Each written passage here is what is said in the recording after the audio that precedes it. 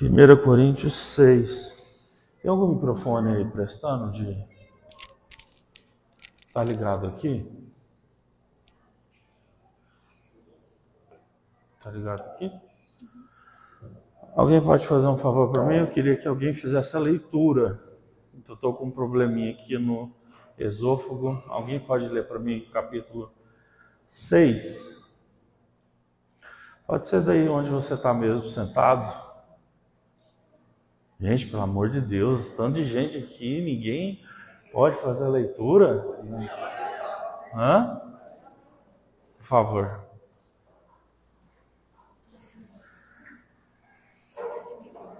Capítulo 6, 1 Coríntios, isso. Atreve-se alguém entre vós, quando há litígio de um contra o outro, levar o caso para ser julgado por pessoas pagãs e não pelos próprios santos? Pode continuar. Ou desconheceis que os santos julgarão um do outro? E se o mundo será julgado por vós, como sois incompetentes para julgar as fêmeas de tão menor importância? E mais, não sabeis vós que iremos julgar inclusive os anjos? Quanto mais as demandas triviais desta vida. Será que, quando surgem questões desta vida para serem julgadas, constituís como juízes as pessoas menos respeitáveis da igreja? É para vossa vergonha que me expresso dessa forma. Não há, porventura, nem ao menos forçado entre vós, que possa julgar uma contenda entre irmãos? Contudo, ao invés disso, um irmão recorre ao tribunal contra outro irmão e apresenta tudo isso diante do incrédulos. Só o fato de haver entre vós processos judiciais uns contra os outros revela que já estáis derrotados. Em vez disso, por que não dais preferência a sofrer a injustiça? Porque não arcais com prejuízo. Entretanto, sois vós mesmos que praticais a injustiça e cometeis fraudes, e tudo isso contra seus próprios irmãos. Não sabeis que os injustos não herdarão o reino de Deus? Não vos deixem enganar, nem imorais, nem idólatras, nem adúlteros, nem os que se entregam a práticas homossexuais de qualquer espécie, nem ladrões, nem avarentos, nem viciados em álcool ou outras drogas, nem caluniadores, nem estelionatários herdarão o reino de Deus. Assim, fostes alguns de vós. Contudo, vós fostes lavados, santificados e justificados, em o nome do Senhor Jesus Cristo e no Espírito Santo do nosso Deus. Por favor, continue só mais um pouquinho. Agora eu começo falando, nosso corpo é santuário de Deus. Todas as coisas lhe são permitidas, mas nem todas são saudáveis. Tudo me é lícito realizar, mas eu não permitirei que nada me domine. Os alimentos são para o estômago e o estômago para os alimentos. Deus, no entanto, destruirá tanto um quanto o outro. Mas o corpo não é para servir à imoralidade, e sim para o Senhor, e o Senhor para o corpo. Por seu poder, Deus ressuscitou o Senhor e igualmente nos ressuscitará. Não sabeis que os vossos corpos são membros de Cristo? Tomarei eu os membros de Cristo e os unirei a uma prostituta? De forma alguma. Ou não é de vosso conhecimento que quem se une a uma prostituta torna-se um corpo com ela? Porquanto está escrito, os dois serão uma só carne. Entretanto, aquele que se une ao Senhor é um só espírito com ele. Fugir, portanto, da imoralidade sexual. Qualquer outro pecado que uma pessoa comete, fora do corpo os comete. Todavia, quem peca sexualmente peca contra o seu próprio corpo.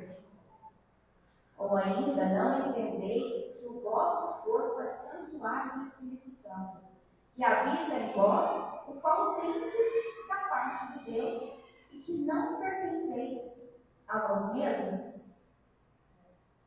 Pois fostes comprados por alto preço. Portanto, glorificai a Deus no vosso próprio corpo. Muito obrigado, Senhor. Vamos fazer uma oração? Se você puder, baixe a sua cabeça e vamos orar. Senhor, eu quero te agradecer pelas canções, pelas orações, pela leitura do texto. Peço que o Senhor abençoe as crianças agora na aula que elas vão ter. Rogo, Pai, que a Tua palavra possa cair em terreno fértil, que a nossa vida seja um terreno fértil hoje, que o Senhor nos abençoe. Que nada nos atrapalhe, Senhor Deus, de poder falar da Tua mensagem e sermos abençoados por ela.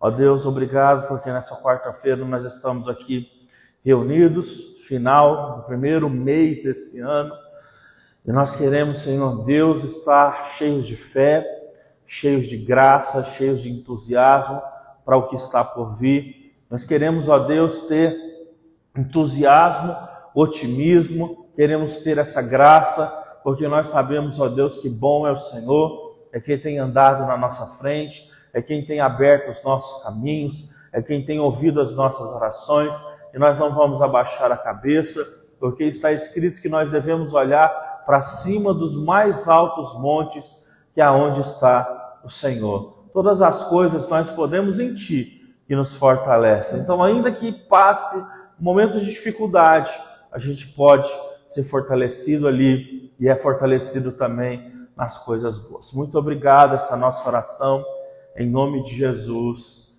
Amém. Amém.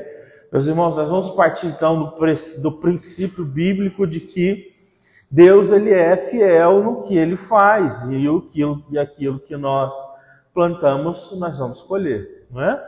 Então eu vou basear isso no que a Bíblia diz em Gálatas capítulo 6, no versículo 7, que diz que de Deus ninguém zomba, porque aquilo que o homem planta, o homem também colhe. Se ele planta coisas espirituais, ele colhe coisas espirituais, mas se ele planta coisas carnais, ele vai colher coisas carnais. É fundamental, então, que a gente entenda que existem coisas na nossa vida que estão dando errado, porque nós temos agido de forma errada. Então, é aquela velha máxima de que se eu quero chegar em lugares diferentes, existem alguns padrões de comportamento e de pensamento que precisam ser mudados para que então eu possa avançar e não ficar sempre barrado nos mesmos obstáculos, dando sempre murro em ponta de faca.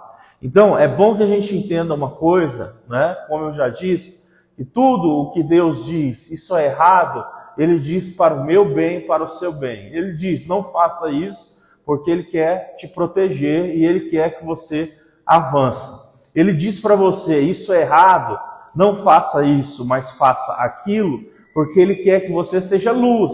E através da luz que brilhar em você, você seja testemunho aonde você passar. E assim, dessa forma, as pessoas que olharem para você, desejem ter a vida de Deus que habita, então, em ti. É o que Jesus disse, não só Ele era sal e luz, Ele disse, vós sois também sal, nesse mundo, luz nessa terra, e assim por diante. Pessoal, nós lemos um texto, o apóstolo Paulo escreveu essa carta para uma igreja que ficava na cidade de Corinto. Era uma igreja complicadíssima, cheia de pecados. Isso aqui é interessante, porque era uma igreja com muitos pecados. Hoje em dia a gente vê a igreja cheia de problemas e as pessoas dizem, poxa, eu acho que isso não é uma igreja. Mas a verdade é que desde o começo as igrejas tinham problemas, porque as igrejas têm pessoas. Agora a questão é, como uma igreja vai lidar com os problemas que começam a aparecer? Isso é que vai determinar se é uma igreja ou não. Nessa igreja, por exemplo, aconteceu um caso de que o cara era um homem, ele já tinha tido um filho, era separado, e ele se uniu com outra mulher, ele casou com outra mulher, Mas o filho do primeiro casamento dele começou a ter relações com a mulher do pai. Então, assim, um rolo danado, né? Então, o filho estava tendo relações com a madrasta e aquilo ali é uma confusão dentro da igreja. O que Paulo disse? Olha, isso o que vai ter que acontecer é uma disciplina, certo? Esse jovem, ele vai ter que ser disciplinado, o pecado vai ter que ser falado para ele vai ter que se arrepender desse pecado e ele vai ter que mudar. O texto diz que ele não mudou, Paulo disse para ele ser expulso da igreja. Isso é um tipo de disciplina que ocorre quando as pessoas não querem mudar os seus comportamentos. Então, se alguém simplesmente entra aqui na igreja, começa a pedir dinheiro para todo mundo, dever todo mundo, começa a dar em cima das irmãs, começa a causar confusão, o que nós vamos fazer? Nós vamos chegar e conversar com ele. Se ele não melhorar, nós vamos conversar de novo. É o que a Bíblia manda. Se ele não melhorar, nós vamos conversar de novo. Se ele não melhorar, nós vamos expulsar ele daqui. Como? Nós vamos expulsar do jeito que der. Se ele quiser que seja na força, a igreja vai expulsar na força. É assim que acontecia no começo e é assim que foi se desenvolvendo as situações. Por exemplo, nós aqui, nós já passamos por um momento em que a gente não precisou chegar a expulsar a pessoa, mas a gente expurgou a pessoa, porque era uma pessoa que mexia com dinheiro errado, sabe? Era pessoa torta financeiramente, bagunça, confusão. A igreja expurgou. A pessoa simplesmente não conseguiu mais estar na igreja e isso aconteceu por causa do seu pecado. Não foi porque a igreja quis que a pessoa parasse. A pessoa não quis parar com seus pecados e ela foi expurgada. Então Paulo, ele vai escrever aqui, e a primeira coisa que ele fala no capítulo 6, que é interessante, ele diz o seguinte: nós que somos cristãos, a gente não deve gostar desse negócio de ficar processando os outros, não. Ele vai dizer o seguinte: vocês que são cristãos, vocês têm mais noção do que é justo e do que é injusto, do que é certo ou do que é errado, do que quem está lá no mundo. Aí Paulo diz assim: o que eu estou ficando indignado e encabulado é que eu olho para a igreja e eu vejo que um irmão está com um problema litigioso com o outro e vocês vão lá num juiz, um cara que nem conhece a Deus, para que ele possa resolver o litígio de vocês. Aí Paulo vai dizer assim: será que não tem pessoas experientes nessa igreja? Bispos, pastores, presbíteros para resolver esse litígio? Será que não é possível que vocês possam entender que o perdão também deve acontecer nesse momento? Então, no primeiro momento, o que ele está nos incentivando é perder esse desejo, certo?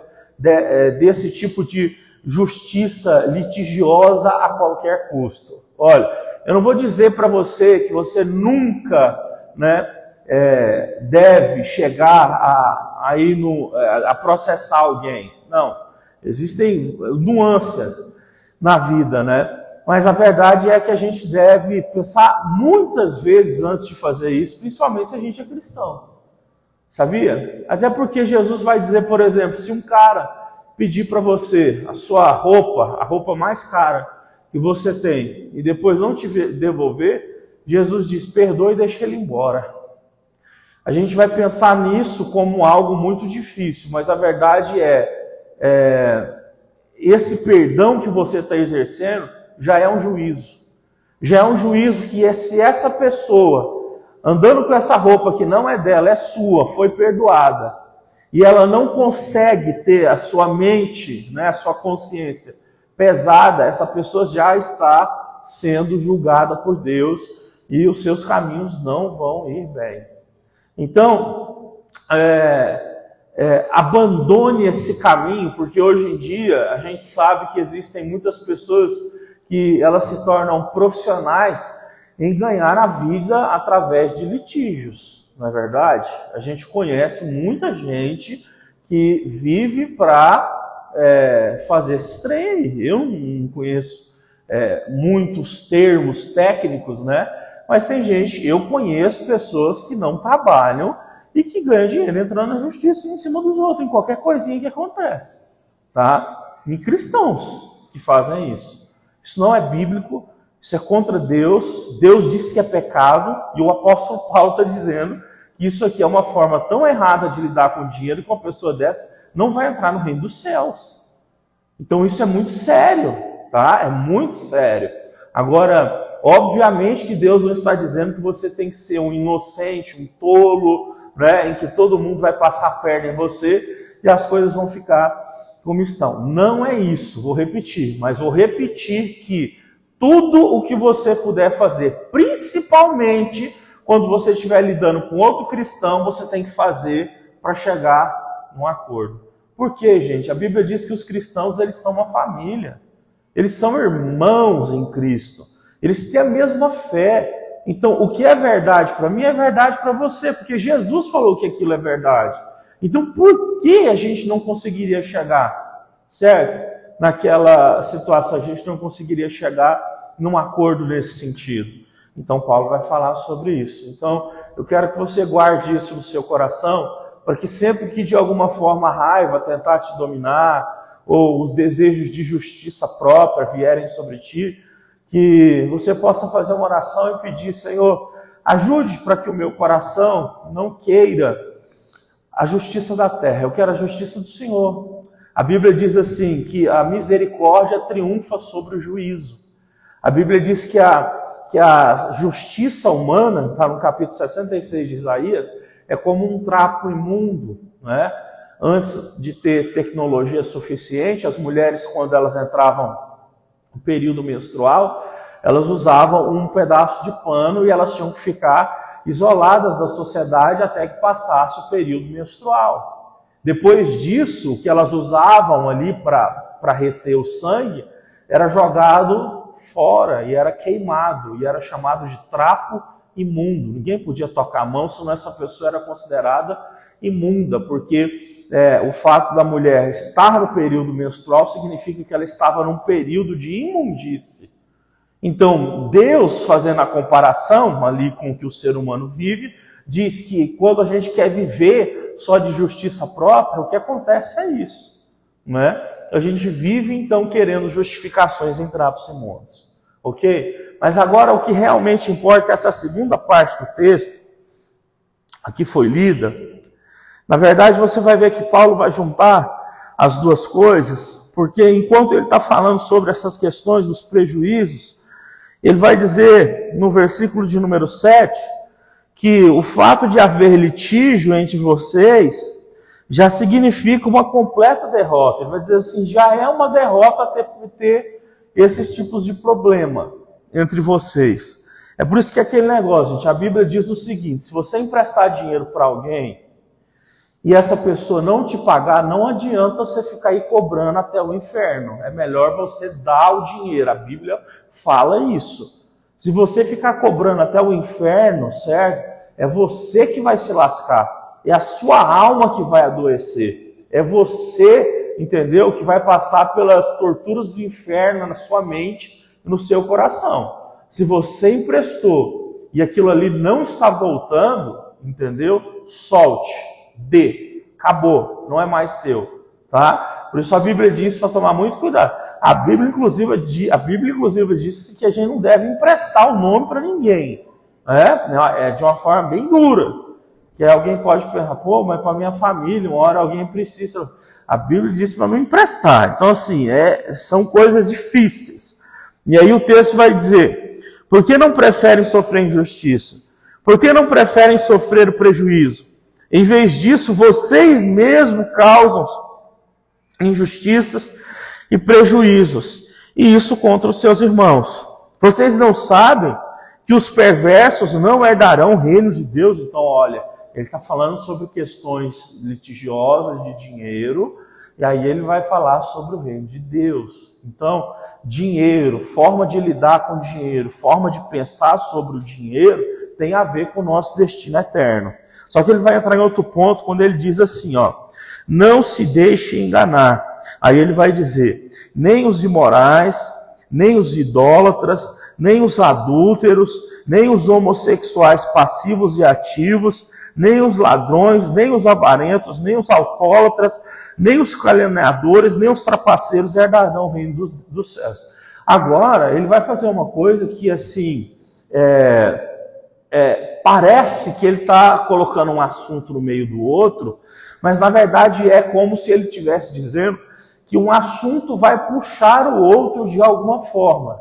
De alguma forma, os problemas advindos do dinheiro, como a Bíblia diz, né, que o amor ao dinheiro é a raiz de todos os males, de alguma forma, ele vai começar a implantar aqui no capítulo 6, no mesmo contexto, onde ele vai falar sobre os problemas de imoralidade sexual. E aqui que é uma coisa séria, porque a primeira coisa que eu estou dizendo a nós aqui é que a gente tem que mudar a nossa maneira de pensar sobre dinheiro quando a gente empresta dinheiro, quando a gente entra em litígio. A segunda coisa, nós temos que mudar a nossa mente na forma como nós pensamos sobre sexo, sobre a forma de lidar com o nosso corpo, como e até onde o nosso corpo pode ir. Pessoal, é de fundamental importância que a gente entenda que as pessoas elas só chegam em lugares de muita dificuldade, de muito pesadelo, quando elas não têm o domínio de sua mente e elas são guiadas simplesmente pelos seus corações pecaminosos. A Bíblia diz assim, por exemplo, em Provérbios capítulo 5, que a prostituta, o salário que você tem que dar para ela é um pedaço de pão só. Você paga ali e você tem um momento.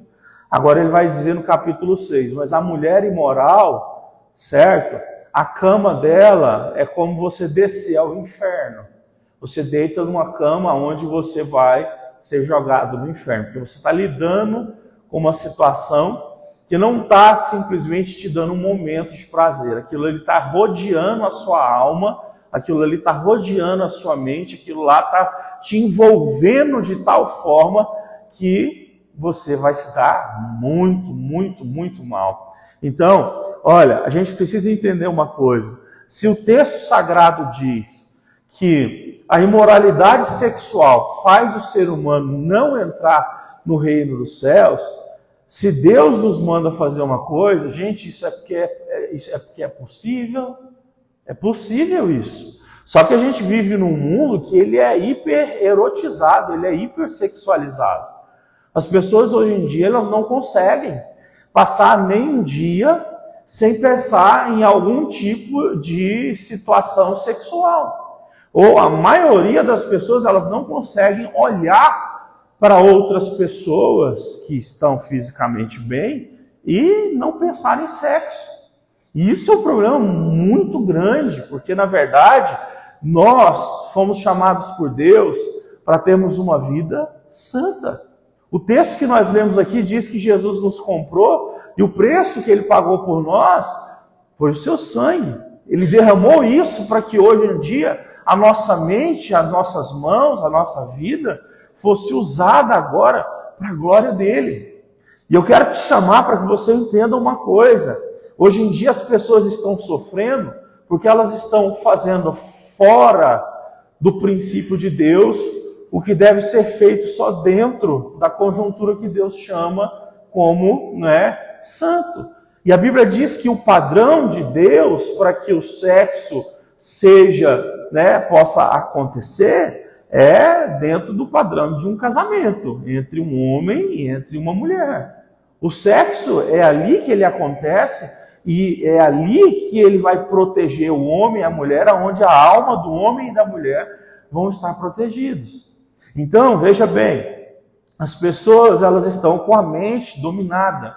E algumas pessoas, inclusive, elas vão dizer que já tentaram sair desse tipo de domínio e não conseguiram. Deixa eu te dizer uma coisa. Quando eu fui à igreja, eu era adolescente, para que eu fosse liberto da pornografia, você tem que passar por um tipo de processo como se fosse, de fato, uma desintoxicação. Por exemplo, você já tentou se desintoxicar de refrigerante? Ou se você já usou algum tipo de coisa como cigarro? Ou doce, por exemplo? Você já tentou se desintoxicar de algum tipo de coisa que é extremamente viciante?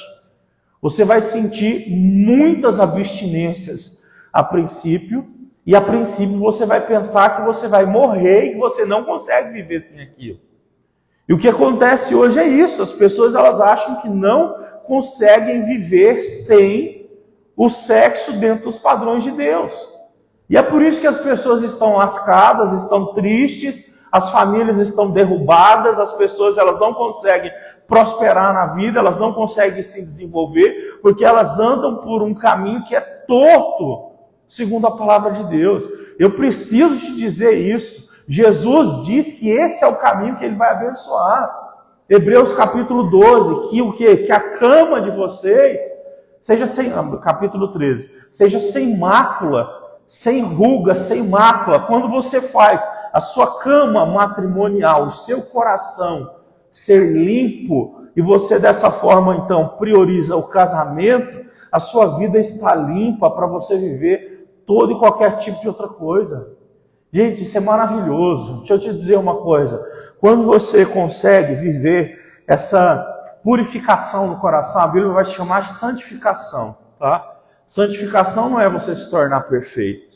Santificação é você passar por um processo, como eu estou te dizendo, onde você vai ter a graça de Deus sendo derramada sobre você e você vai se esforçar também para se desintoxicar de todo esse padrão desse mundo erótico, hipersexualizado e dessa coisa toda. Quando você passa por esse processo, você começa a ver o que Jesus diz, por exemplo, em Mateus capítulo 5, no versículo 8, que ele diz assim: bem-aventurado são aqueles que são puros de coração, porque esses verão o meu nome, verão a minha face.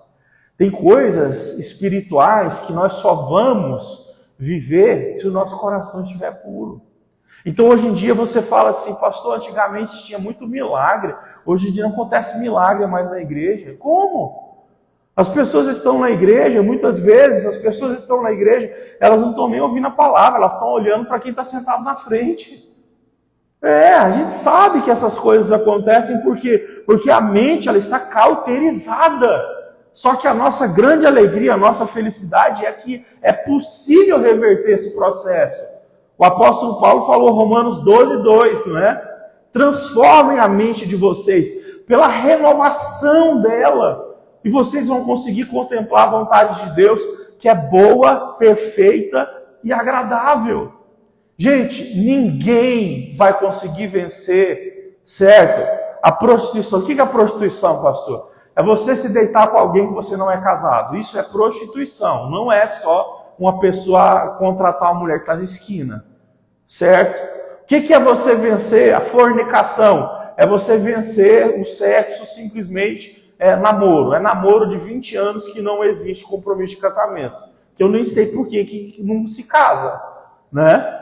É a pessoa vencer o sexo que é o que a Bíblia vai dizer que não é o natural, que é o homossexualismo, né? Que não existe. Então, a pessoa, quando ela passa por esse processo em Cristo, ela de fato ela vai entrar num caminho onde o Senhor vai abençoar. Então, assim, o que eu quero dizer com isso? Gente, a gente está orando, a gente está pedindo resposta, a gente está pedindo, Deus, fala comigo, responde os meus jejuns, Senhor, as minhas ofertas estão sendo entregues. Eu não entendo por que não está dando certo. A resposta é, Deus está dizendo, você precisa abandonar o padrão desse mundo, que é deixar a sua mente se encher de prostituição, de pornografia, de coisas que na verdade vão só te puxar para trás, fazer com que você olhe para outras pessoas como se fossem pessoas para serem usadas, como se fossem apenas pedaços de carne. E não é assim que funciona, tá? E eu vou te dizer uma coisa, casamento não resolve, tá, problemas sexuais que uma pessoa tem. Pelo contrário, só desgraça. Só desgraça. Não adianta. A pessoa ela precisa ter um compromisso com Deus, fazer um compromisso com Deus para que ela possa ter essa libertação da mente e pedir a Deus, sim, Senhor, é óbvio, eu sou uma mulher saudável, eu sou um homem saudável, eu quero ter uma esposa, eu quero ter um marido, e eu sou uma pessoa saudável, obviamente eu vou olhar para um homem bonito, uma mulher bonita, eu vou me desejar casar, se houver as coisas acontecer, vai dar certo, entendeu? Então é óbvio que as coisas elas vão funcionar dessa maneira, mas primeiro precisa haver essa separação do mundo. Porque a Bíblia diz o quê? Tiago capítulo 4, verso 4. Deus diz que ele odeia o mundo, não é? E ele diz que ele tem uma inimizade eterna com as coisas do mundo. Deus, então, ele não senta na mesma mesa com o diabo, está escrito. Está em 2 Coríntios capítulo 6. Então, eu realmente quero deixar essa mensagem aqui para que você entenda uma coisa. Não vai adiantar você aumentar o número das suas orações se você primeiro não começar a mudar essas ações que nós estamos trabalhando com ela aqui, tá? E tem outra, não é? Porque para quem já está casado, é necessário, ele vai falar no capítulo 7 aqui, para quem já está casado, para você ver, o conselho já é outro. Para quem está casado, no capítulo 7, Paulo vai dizer assim, vocês têm que fazer sexo. Olha que loucura! No capítulo 6, Paulo fala para quem não é casado, para eles pararem de fazer sexo, consertarem a vida, terem uma pessoa e ser feliz. No capítulo 7 ele diz, vocês precisam voltar a fazer sexo. Vocês param de fazer sexo um tempão aí, quer que Satanás não destrua vocês? Não é? Então isso é uma coisa complicadíssima, né? Então as pessoas casam, começam a perder vontade e tal. Se a pessoa começa a adoecer de alguma forma, é procurar um médico, né? Uma pessoa saudável, ela vai conseguir viver bem com sua esposa por muito tempo, né? E uma coisa que as pessoas têm dúvida e assim direto a gente faz por exemplo, porque a Bíblia diz assim, né? O corpo do homem é da mulher e da mulher é do homem. Fica meio confuso esse negócio, né? Porque assim, e se o dia a mulher quiser e o homem não quiser? Gente, as pessoas elas precisam aprender a viver para a glória de Deus e entender que Deus ele é santificado em coisas que para nós parecem até engraçadas ou às vezes até parecem um pouco imorais, né? A Angélica estava brincando comigo que tinha um irmão aí que não está podendo fazer sexo, sei lá o quê. Aí ela brincou, falou para o irmão, dá uma mãozinha para ele, né? Vai lá, dá uma mãozinha para o cidadão, vai deixar seu marido subindo nas paredes? Não assim.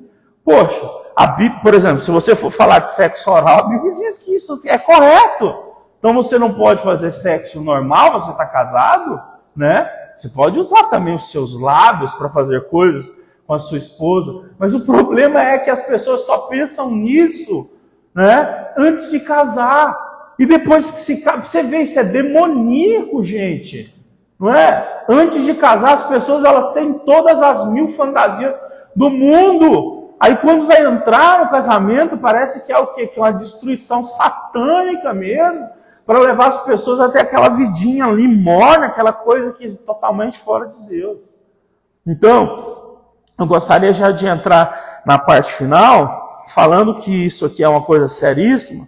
O versículo 11 diz o seguinte, assim, foram alguns de vocês, mas vocês foram lavados, vocês foram santificados, vocês foram justificados no nome do Senhor Jesus, no Espírito do nosso Deus. Gente, não importa quantos anos você tenha e quanto tempo você tenha passado no pecado, tá? Eu não nasci na igreja também, infelizmente, porque as pessoas, eu vou te dizer uma coisa, é um privilégio as pessoas que têm oportunidade de crescer na igreja, aprender o que é certo e não precisar viver certos tipos de experiências traumáticas, tá?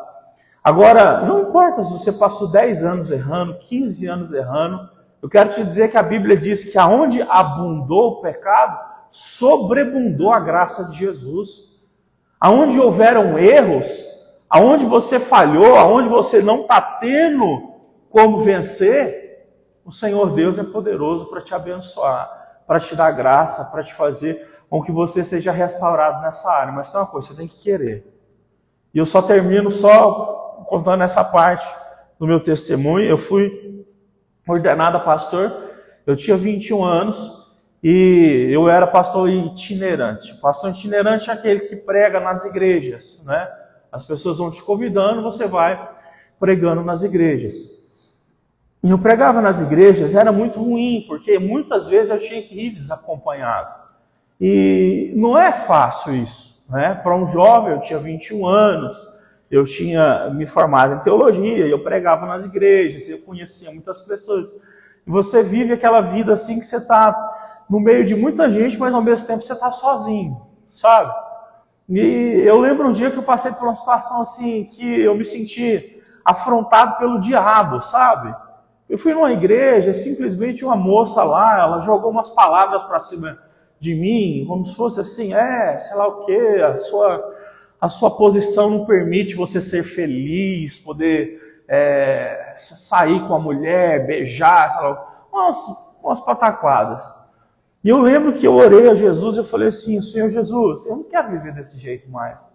O Senhor sabe que desde que o Senhor me chamou, a minha vida é ler palavra, oração, pregação, comunhão. Eu quero casar. Eu quero casar. E o Senhor sabe, eu estou fora dessas canseiras todas, eu estou fora dessas palhaçadas todas que esse povo quer. Eu quero casar. Eu fiz uma oração, mas foi do centro da minha alma, com todo o querer da minha alma. Mesmo sem ter naquele momento uma estrutura financeira capaz de casar e muitas coisas nesse sentido. Mas, gente, foi pouco tempo depois que houve um encontro, quando eu encontrei a Angélica, encontrei o Jeová, a Josuana e tal, e o Senhor fez as coisas acontecerem. Mas, de fato, do meu coração, houve um desejo que era aquele assim, Senhor, eu realmente quero uma pessoa, eu quero me casar. Eu cansei de ser, sabe, uma pessoa que, assim, no meu caso ali, que eu me sentia como Paulo, que a Bíblia diz que Satanás batia no rosto dele, sabe? Eu me sentia assim humilhado pelas pessoas, porque as pessoas elas diziam que eram felizes, aquelas vidas que elas tinham. E eu pedi, Senhor, me abençoa, porque eu queria realmente casar, ter filhos e viver a felicidade de verdade, não aquilo ali, tá? Então, assim, Deus abençoou. Então, eu quero te pedir nessa noite, por amor à sua vida, por amor à sua família, talvez você vai orar agora pelo seu filho, pela sua filha, não sei, por alguém que você ama muito, mas peça a Deus para Ele colocar no coração dessa pessoa, sabe, o desejo de viver uma vida que é assim, purificada em Cristo Jesus, porque essa vida vai levar a pessoa longe. Eu já citei isso, gente. Uma pesquisa nos Estados Unidos comprova que jovens acima dos 30 anos que são casados, eles são 4 vezes mais prósperos do que os que não são. Porque até nisso você vê a prosperidade acompanha, porque você está casado, você vai colocar o seu dinheiro em lugares que esses lugares não vão ser passageiros, você vai ter pensamentos a longo prazo, você vai se desenvolver, sabe? Então, existe muita coisa boa dentro disso. Então, assim, eu não sei, talvez você não queira casar, eu também não estou aqui pedindo para você fazer essa oração, Deus, eu quero casar. Mas se o seu coração deseja viver isso, faz essa oração. Deus vai te abençoar, sabe? E tem uma coisa a mais. Eu nunca vi alguém com sinceridade orar assim, Senhor, me abençoe, eu quero casar. Que Deus não começou a abençoar essa pessoa, por exemplo, no trabalho financeiramente. Por exemplo, comigo foi desse jeito, eu não tinha condição nenhuma de casar. Senhor, eu quero casar. Encontrei a Angélica, começou a surgir as coisas. Já contei isso várias vezes. Às vezes eu ia nas igrejas pregar, e aí o que acontece? O pregador itinerante, ele recebe oferta. Você vai na igreja, você prega, o pastor da igreja fala, dá oferta. Tinha vezes que eu ia assim, longe, por exemplo, lá no Real Conquista, para lá do Itaipu, lá na saída lá, depois do Garavelo. Andava pra caramba para chegar lá e tal, aí pregava, suava, né, aquela luta. E aí chegava no final do culto, lá pregava de suar, o pastor ia lá e me dava R$20. Ô, Jesus, que prova, tem misericórdia. Mas não pode parar, e eu lá ralando. Quando eu noivei com a Angélica, a gente se encontrou e a gente noivou, em 40 dias a gente casou. Eu comecei a pregar nas igrejas, eu chegava nas igrejas, as pessoas no final do culto me davam R$500 de oferta, ou dava 700. Então, aí tudo isso a gente foi o quê? Foi lá comprando as coisas. Né? A gente foi, comprou o sofá, comprou isso, aquilo, a gente foi ganhando outras coisas. Deus abençoe, gente. É aquilo que o povo fala quando alguém vai ter filho, né? que criança vem com um pão debaixo do braço, né? E vem mesmo. A pessoa, se você vai ter filho, se você é casado, tenha medo de falta de dinheiro, não. Se Deus está trazendo um bebê, Deus vai abençoar também. Então, tudo que é de Deus, Ele traz o sustento e Ele traz a recompensa. Amém? Você pode se colocar de pé, então, para a gente fazer uma oração? E se do seu coração você deseja isso, gente, casamento é uma bênção, sabe? Você sentar com a pessoa, poder assistir uma série, entendeu? No dia que não quiser assistir, não tem nada também, né? Eu tranco a porta lá, assisto meus filmes de ação também, tá de boa, né? Um dia ela falou assim, saiu um filme bom aí e tal, para assistir, de umas mulheres que faz comédia, Tata Werneck, sei lá o quê. Eu falei, não tô afim não, vai lá assistir. Ela falou, beleza então, melhor ainda. Então assim, casamento é uma bênção, vocês estão juntos e ao mesmo tempo vocês não são aprisionados, então é uma bênção você poder ter alguém para você dividir a sua vida e ao mesmo tempo você poder entender que você é livre. Então, peça a Deus para você ser feliz. Eu tenho certeza que Deus Ele tem agrado em dar isso para nós. Vamos orar? Senhor, eu quero te pedir nessa noite que o Senhor possa nos abençoar. E eu tenho certeza absoluta que essa palavra de hoje é uma palavra de bênção. Eu tenho certeza que todos os que estão com o coração ansiosos podem ficar com o coração tranquilo. Eu tenho certeza que todos os que estão aqui podem, nesse momento, se colocarem na presença do Senhor. Eu sei que as palavras, ó Deus, que eu disse, algumas podem ser duras, mas eu te peço, santifica a mente e o coração dos meus irmãos e das minhas irmãs que estão aqui. Eu sei que não é fácil, mas a gente começa também saindo de algumas coisas que são gatilhos. E eu quero te pedir que toda situação que existe no nosso caminho, que são como gatilhos para tentar nos despertar sexualmente antes da hora, eu quero te pedir que o Senhor nos ajude a sair, a tirar essas coisas do nosso caminho, para que a gente possa ter um coração que se desenvolve nas coisas boas. Nós queremos gastar o nosso tempo em coisas que vão trazer retorno verdadeiro. Não nos deixa perder mais tempo. Eu sei que muitos que estão aqui passaram por situações traumáticas, por situações difíceis. Muitos que estão aqui estão lutando para terem uma vida abençoada, porque se dependessem só de si, já estariam abençoados. Mas eu quero te pedir, Senhor Jesus, ouve a oração dos meus irmãos, abençoa-os. O Senhor pode fazer uma reviravolta.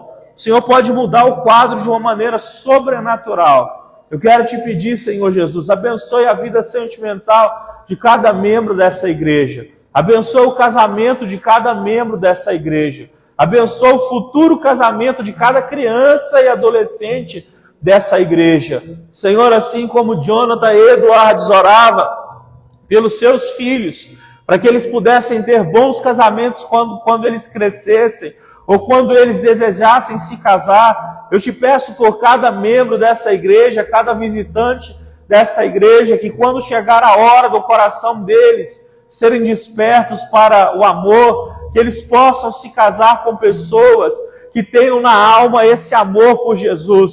A primeira coisa nós precisamos ter alguém na nossa vida que ame a Jesus como nós amamos. Precisamos ter alguém no nosso caminho que ame, Senhor Deus, fazer as coisas da forma certa. Alguém que ame o trabalho, alguém que ame a família, alguém que ame as coisas espirituais. Ó Deus, muito obrigado, Senhor. Toda honra, toda glória e todo louvor seja dado a Ti. Renova, Senhor Deus, os casamentos que estão aqui, para que cada casamento que está aqui, as pessoas possam olhar e desejar viver iguais. Pai, muito obrigado. Que cada um aproveite as oportunidades que estão tendo nessa etapa da sua vida para viver o melhor de Deus. Nós oramos em nome de Jesus. Aceita esse nosso louvor, ó Deus. Em nome de Jesus. Em nome de Jesus.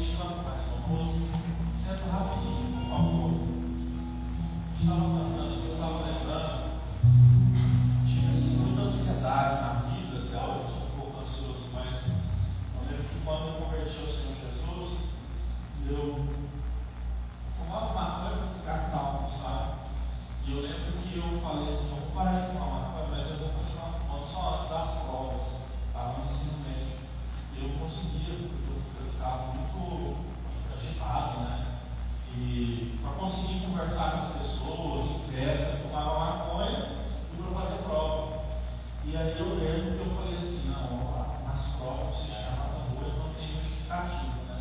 Eu pensei assim. Só que aí chegou um dia e eu falei assim, gente, não dá, começa a colocar ali fora. E aí eu fiz uma oração, eu falei assim, Senhor Jesus, se eu vou entregar esse refúgio, esse subterfúgio, isso aqui não está errado, isso aqui na verdade é uma muleta, né? Isso aqui é uma coisa que eu não preciso. Vou colocar nas suas mãos, eu te peço, me ajuda, o Senhor possa me abençoar, me acalmar, eu estou agitado, o Senhor possa me ajudar. Entreguei nas mãos de Jesus, sabe? E deixei Jesus me abençoar, graças a Deus. Eu nunca reprovei nenhum ano na escola. E assim, para quem olhava a minha situação na época, era um milagre. Se falar com os meus pais hoje em dia que eu não reprovei no ensino médio, é um milagre. Depois da faculdade eu mudei, a minha história de aprendizado foi muito melhor, né? Mas eu quero te dizer isso, tem coisas na vida da gente que a gente olha e fala